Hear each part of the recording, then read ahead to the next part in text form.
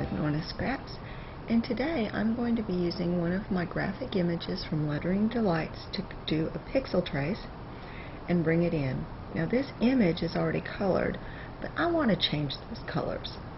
I'm going to go to File, Import, Pixel Trace, and I'm in my Butterflies and Blossoms folder, and I'm going to select butterfly number 7. It's a very pretty butterfly as it stands, but I want to change it. So I click on it. It appears in the small window to my right. I go to the bottom and select Open. The Pixel Trace window opens, and so I can see, you don't have to do this, I can see the colors better. I'm going to increase the alpha up to 255. I'm also going to select colors by palette. As you can see, the body is already selected now. I'm going to turn off every color except the black. I am going to apply my changes, and I have the black body. I'm going to import. Usually I would click no and go to my screen, but I'm not done yet. So I'm going to click yes. That gets a little confusing. And now I'm going to go in and I'm going to select this dark pink. I'm going to go in and select all of those and I'll changes and see what it gives me. So what it's done is it's given me everything except the body. Sometimes this palette is just a matter of playing. And what that will do is then I can cover, it gives me an entire piece that gets cut. So I've got the body and I've got the cut out wings. I'm going to import that. Again, yes, because I'm not quite finished. And now I'm going to select everything to get my background image. Import. This time I am finished, so I'm going to say no. It's coming quite large, so I'm going to scroll out. I'm going to show you exactly what I have now. I have 3 parts to my butterfly. I'm going to do a little cleaning up because there's, if you look very closely, whoops, wrong way. If you look very closely on this image, you can see the outlines that are there. And I'm going to actually get rid of them. All I want is this main inside image so that I can cut it. I'm going to click Select, Shape Magic, and Break. Unclick it, unselect it, and I can move apart everything. Scroll back out. And that's the center of my butterfly, and I'm just going to get rid of this stuff. So all I want is that center piece. I'm going to do the same thing with my wings. Right click, Shape Magic, Break. This one is going to be just a little different.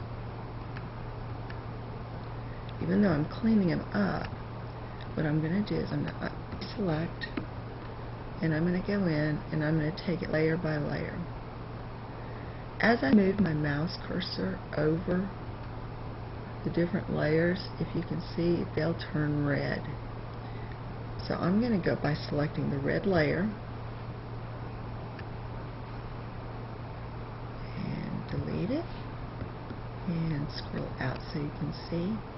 What that's done is it's left all of these parts. Had I gone in and tried to move just this background layer, the lighter pink, what would have happened? I would have lost all the cutouts.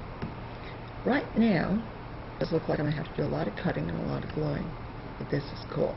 I've selected all of this layer of my butterfly, and I'm going to do a Control J for join.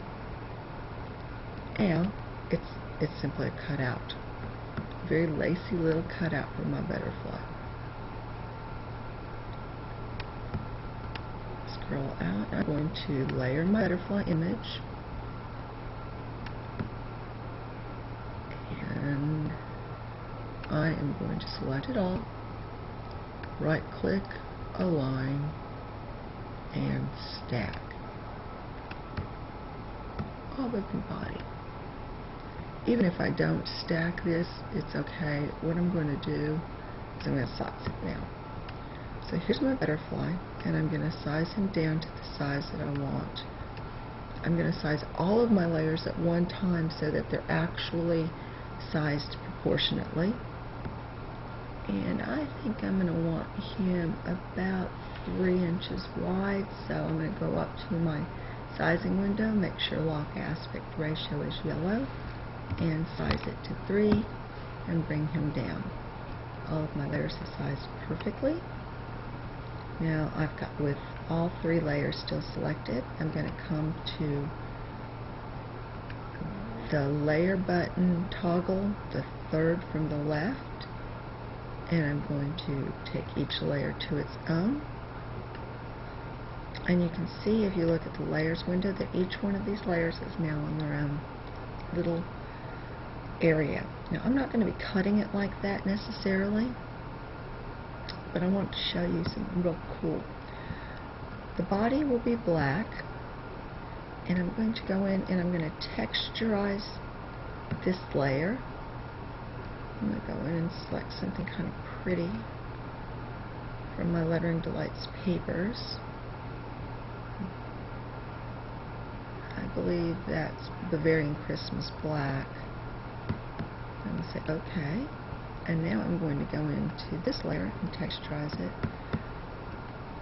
And I just this week purchased some new papers, springy something or other. They're beautiful, just beautiful. Now, there they are. I'm going to go with this purple one and say OK. Let's throw in.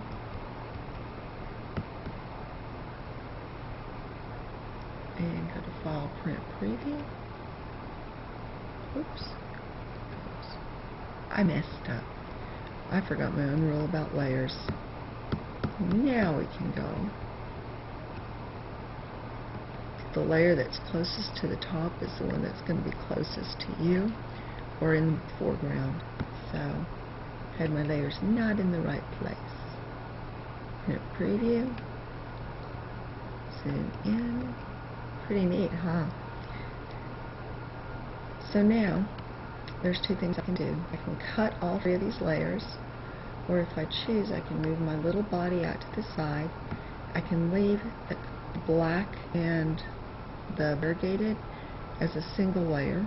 I can print it, and then I can turn this off and cut it, and have an easy butterfly.